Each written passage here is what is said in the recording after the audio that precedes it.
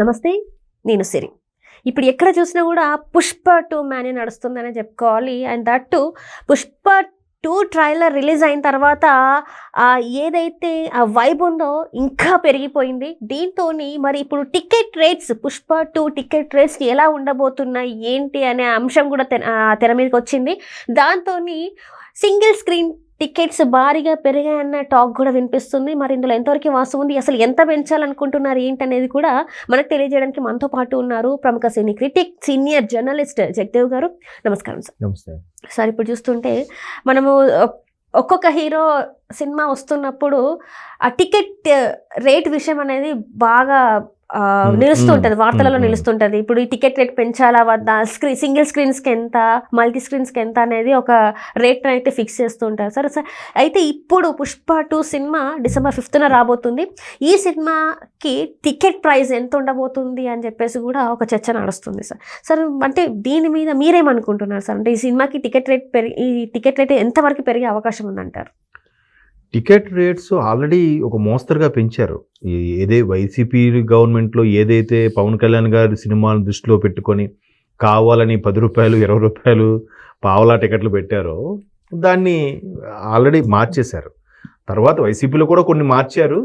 కానీ ఏదో ఆ ఇండస్ట్రీ అంతా పవన్ కళ్యాణ్కి ఫేవర్గా ఉన్నారు కదా, ఇండస్ట్రీ అంతా టీడీపీకి ఫేవర్గా ఉన్నారు అనే అంశం మీదే ఎక్కువగా దృష్టి పెట్టి అసలు విషయాలను వదిలేసి అనవసర విషయాల మీద కాన్సన్ట్రేట్ చేశారు. అది మనం చూసాం.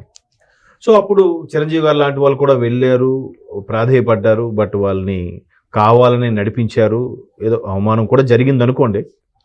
సో ఇప్పుడు ఈ ప్రభుత్వం వచ్చాక వెంటనే పవన్ కళ్యాణ్ గారిని ప్రముఖులు వెళ్ళి కలవడం జరిగింది. దిల్ రాజు లాంటి ప్రొడ్యూసర్లు కూడా వెళ్ళారు, మాట్లాడారు. ఆయన డిప్యూటీ సీఎం హోదాలో ఉండి సినిమాకి ఫేవర్గా, సినిమా నుంచి వెళ్ళి ఉప ముఖ్యమంత్రి అయిన వ్యక్తి కాబట్టి ఖచ్చితంగా ఫేవర్ చేస్తారన్నాడు. ఆయన కూడా చాలా మర్యాదపూర్వకంగా కలుసుకున్నారు, చాలాసేపు మాట్లాడారు, అన్నీ జరిగాయి. సో ఆల్రెడీ అది సింగిల్ స్క్రీన్ అయితే ఒక రేటు, మల్టీప్లెక్స్ అయితే ఒక రేటు ఉన్నాయి. ఇప్పుడు సింగిల్ స్క్రీన్కి నాకు తెలిసి 100, 120, 150 అలా ఉన్నాయి. అంటే డిపెండ్స్ అపాన్ స్క్రీన్, అక్కడ ఉండే టెక్నాలజీ. ఇప్పుడు డాల్బీ 70mm అవైతే ఒక రేటు, సాధారణ ఊళ్ళో అయితే ఒక రేటు. సో ఇట్లా రకరకాలుగా ఉన్నాయి. సో ఈ నేపథ్యంలో వాళ్ళు కూడా మల్టీప్లెక్స్ అయితే మినిమం 250, 300, ఐమాక్స్ లాంటి థియేటర్లు అయితే ఒక రేటు, ఇట్లా ఉన్నాయన్నమాట. ఇటువంటి నేపథ్యంలో అక్కడ ఏం జరుగుతుందంటే ఒక్కసారిగా రేట్లు పెంచుతారా లేదా, దేవర సినిమాకి పెంచలేని వ్యక్తి ఇక్కడ పెంచుతారా అనేది ప్రస్తుతానికి నెట్వర్క్లో హల్చల్ అవుతున్న వ్యవహారం. సో ఇట్లా దేవర సినిమాకు కూడా సరిగ్గా స్పందించలేదు కదా, బన్నీకి స్పందిస్తారా? దేవరాకి ఎందుకు స్పందించాలంటే గతంలో ఎన్టీఆర్ గారు ఎప్పుడు దేనికి స్పందించిన వ్యక్తి. జగన్మోహన్ రెడ్డి ప్రభుత్వానికి భయపడి ఎక్కడ మాట్లాడలేదా? సరే, వాళ్ళ గవర్నమెంటే మళ్ళీ వస్తుందా అనే ఉద్దేశంలో ఈయన ఎక్కడ మాట్లాడకుండా ఉండిపోయాడా అనే రూమర్స్ కూడా బాగా స్ప్రెడ్ చేశారు. సో ఇప్పుడు బన్నీకి వచ్చేసరికి బన్నీ వైసీపీకి ఫేవర్ కదా, నంద్యాలకి శిల్పారావు గారిని కలవడానికి వెళ్ళాడు కాబట్టి ఈయన సినిమాల రేట్లు పెంచకూడదు, అట్లా ఏమి ఉండదు. ఒక హీరోని దృష్టిలో పెట్టుకోనో లేదా ఒక పార్టీని దృష్టిలో పెట్టుకొని చెప్తే ఇండస్ట్రీ అంతా కూడా పాడైపోతుంది, ఒక రకమైన పొల్యూట్ అయిపోతుంది. గత ప్రభుత్వం చేసిన తప్పు మనందరూ వేలెత్తి చూపించాం. అలాగా అందరూ వేలెత్తి ఇలా 5,000 ఎత్తి చూపించారు. ఇప్పుడు మళ్ళీ వీళ్ళు ఇలా బిహేవ్ చేస్తే ఆ ప్రభుత్వానికి తేడా ఏముందంటారు? వీళ్ళు అలా చేయరు. పైగా ఇండస్ట్రీ నుంచి వచ్చిన వ్యక్తి కాబట్టి ఇప్పుడు అల్లు అరవింద్ గారు కానీ, చిరంజీవి గారు కానీ వీళ్ళందరూ కూడా ఒక ఎక్కువగా వివాదాల్లోకి వెళ్లకుండా వాళ్ళ పని వాళ్ళ బిజినెస్ వాళ్ళు చేసుకునే మనుషులే తప్ప అదేం ఉండదు. కాకపోతే ఇది ఫ్యాన్స్లో రగులుతున్న వ్యవహారం. ఇది ఎందుకంటే ఫ్యాన్స్లో రగులుతున్న వ్యవహారం అని అంటున్నాను. అప్పుడు బన్నీ గారు అలా వెళ్ళడం, అరే మా పవన్ కళ్యాణ్ కాకుండా వైసీపీ అభ్యర్థికి సపోర్ట్ చేశారని. అక్కడ బన్నీ వైసీపీ కూడా సపోర్ట్ చేశారు, అక్కడ స్టేట్మెంట్ ఇవ్వలే. వైసీపీలో పోటీ చేసే అభ్యర్థికి సపోర్ట్ చేశారని ఆ అక్కసుతో వీళ్ళు మా పవన్ కళ్యాణ్ కంటే బన్నీ పెద్ద ఇదేం కాదులే అనే దగ్గర వీలు చేయడం. బన్నీ ఫ్యాన్స్ కూడా మా అల్లురామలింగయ్య గారు, మా తాతగారు లేకపోతే మీ ఫ్యామిలీ లేదని వీలు చేయడం, రకరకాల కోల్డ్ వార్ సోషల్ మీడియా వేదికగా నడిచింది. బట్ వీళ్ళు అంత ఇదిగా చూసుకుంటారని అయితే నేను అనుకోవట్లేదు. ఒకవేళ నిజంగా అనుకునేలాగా అయితే ఇప్పుడు పుష్ప సినిమాకి వెంటనే మేము స్క్రీన్స్ ఇవ్వం, కావాలని రేట్లు తగ్గించేస్తామని చెప్పేవారుగా, ఇప్పటికే న్యూస్ వైరల్ అయ్యేదిగా. ఇప్పుడు ఉన్న రేటు కన్నా ఇంకా పెంచే అవకాశం ఉందా అని అడుగుతున్నారు. 250, 300 చేస్తారా అని. సింగిల్ స్క్రీన్ పెద్ద 70mm డాల్బీ ఉండే వాళ్ళకి కానీ, మల్టీప్లెక్స్ థియేటర్లో కానీ అటువంటి వాటికి అడుగుతున్నారు. పైగా ఆల్రెడీ 11,500 థియేటర్లకి ఇచ్చేశారు. 11,000 థియేటర్లో యావరేజ్ ₹100 వేసుకోండి అమ్మా. ఒక షోకి ఎంత అవుతుంది చూడండి, 11,500 ఇంటూ 100, అట్లాగా ఇంటూ 4 షోలు. ఒక వారం ఆడితే చాలు కదా, సినిమా ఎలా ఉంటుందో ఉండబోతుంది పక్కన పెడితే. సో అట్లాగా మరీ ఓపెన్ బయటపడిపోయేలాగా పవన్ కళ్యాణ్ సినిమా ఉంది కదా అని ₹10 ఆ హీరోలు వాళ్ళందరినీ కాల్ దగ్గర రప్పించుకోవడం, అలాగేం చేయలేదు. అలా అనుకుంటే ఈ పాటికే వీళ్ళు ఇబ్బంది పడి అమ్మో థియేటర్ రేట్లు తగ్గించేశారు, కావాలని మనం రావాలని చేస్తున్నారు అని. అప్పుడు ఎలా జరిగింది గుర్తుందా? వకీల్ సాబ్ సినిమా టైంలో కావాలని కదా క్లియర్ కనబడుతుంటే వీళ్ళందరూ వెళ్ళి బతిమాలుకున్నారుగా, అయినా ఏం కరుణించలేదుగా.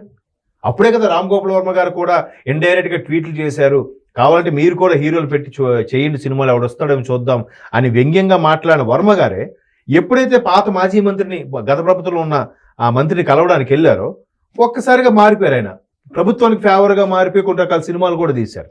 అది వేరే విషయం. అంటే చెప్తున్నాను, అలాగే వీళ్ళు చేస్తే ఈ పాటికే రిలీజ్ దగ్గరికి వచ్చేస్తుంది. ఈలోగా లేదు సడన్గా మేము తగ్గించేస్తున్నాం, జీవో పాస్ చేస్తున్నాం అలా ఉన్నారు. లేదు, ఒక పక్క ఆయన ముఖ్యమంత్రి గారి నుంచి వాళ్ళ సోదరుడు పోయాడని బాధలో ఉన్నాడు, ఉప ముఖ్యమంత్రి అక్కడ మహారాష్ట్ర ఎన్నికల్లో క్యాన్వాసింగ్ బిజీగా ఉన్నాడు. అట్లా ఎందుకు అనుకుంటారు? సానుకూలంగా స్పందించారు. ఇంకా రేట్లు పెంచే ఆలోచనలో కూడా ఉన్నాం, చూద్దామన్నారు. మరీ పెంచితే సామాన్యుడికి అందుబాటులో ఉండవేమన్నట్టుగా ఆలోచిస్తామని కూడా చెప్పారు. ఒక్కొక్కటిగా రెక్టిఫై చేస్తున్నారు కదా. ఇప్పుడు ఇండస్ట్రీ కూడా కావాలంటే హైదరాబాద్తో పాటు వైజాగ్, విజయవాడలో ఇండస్ట్రీ పెట్టండి, మీకు ప్లేస్ ఇస్తాం, స్టూడియో కట్టండి కూడా అడుగుతుంది ప్రభుత్వం. ఆల్రెడీ పావులు కదపడం స్టార్ట్ చేసింది. సో ఇవన్నీ కూడా మా బన్నీ గారు ఏదైతే నంద్యాల వెళ్ళే అంశం ఉందో ఆ అంశంలో ఆయనకి కోర్టు గ్రీన్ సిగ్నల్ ఇచ్చేసినా తప్పే లేదని ఈ ఫ్యాన్స్ నెట్ సోషల్ మీడియా వేదికగా చేస్తున్న కొంతమంది వ్యక్తులు ఈ కేసు మాత్రం వదలట్లేదు ఆయన్ని. ఆయన మాయన ఆయన చేసుకుంటున్నాడు. ఆయన అప్పటికి కొన్ని రకాల షోల్లో క్లారిటీ ఇవ్వబోతున్నాడు కూడా. నాది ఉద్దేశం అది కాదు, అది లేదు అన్నట్టుగా కూడా. బట్ చేసేవాళ్ళు చేస్తుంటారు, అయిన వాళ్ళు అవుతుంటారు. జనరల్గా వాళ్ళు బాగానే ఉంటారమ్మా. వీళ్ళు కింద వాళ్ళు నలిగిపోతుంటారు, మా ఓడిదిరా అన్నట్టుగా. కానీ కొన్నిసార్లు హీరోలు కూడా స్టేజ్ పైకి వచ్చి మేము బాగానే ఉన్నాం, మీరు కూడా అలానే ఉండండి అని కూడా చెప్పిన సందర్భాలు ఉన్నాయి. అయినా కూడా వీళ్ళు ఇంకా ఫ్యాన్ వార్స్ అని చెప్పేసి ఇద్దరు హీరోలు ఫ్యాన్స్ గుర్తొచ్చింది. ఇప్పుడు అన్స్టాపుల్ షోకి రవితేజ గారు వచ్చారు. రవితేజ గారికి బాలయ్య గారు అడిగారు, ఏమా రవితేజ నేను నీకు ఎప్పుడు కుట్టానంట నిజమేనా అని. అంటే నవ్వాడు. అంటే ఆ గాసిప్ని బాలయ్య గారు అలాగ అడిగారు. అంటే ఏదో రవితేజ గారు తేడాగా మాట్లాడారని, బాలయ్య బాబు ఆయన కొట్టేశాడని. అంటే ఎక్కడ క్రియేట్ చేస్తారు ఇవన్నీ? అంటే ఏదో హీరోయిన్ బాలయ్య గారితో యాక్ట్ చేయడానికి ఒప్పుకుంటే రవితేజ గారు వెళ్ళాడంట. వెళ్ళి నీకు లేక ఆ హీరోయిన్ ఒప్పుకున్నావంటే నీ కెరీర్ ఏమొద్దని అన్నాడంట. ఆ విషయం ఈ హీరోయిన్ వెళ్ళి బాలయ్య గారు చెప్తే బాలయ్య బాబు గారు కొట్టారంట. ఇలాగే రకరకాల గాసిప్స్. అంటే ఎప్పుడు కొట్టారు సార్ అని అన్నాడు. అంతే కదా.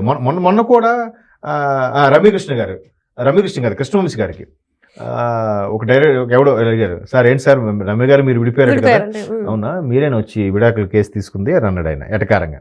అంటే అట్లా ఊరికే కలవపోయేసరికి రోమర్ క్రియేట్ చేయడం అవి ఇవి చేస్తూ ఉంటారు. అవి ఎంత ఇది కాదు.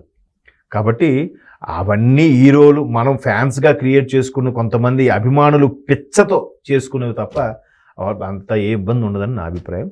టికెట్ సైట్స్ కూడా బాగానే ఉంటాయి. అది right sir, right. Thank you so much sir. Thanks.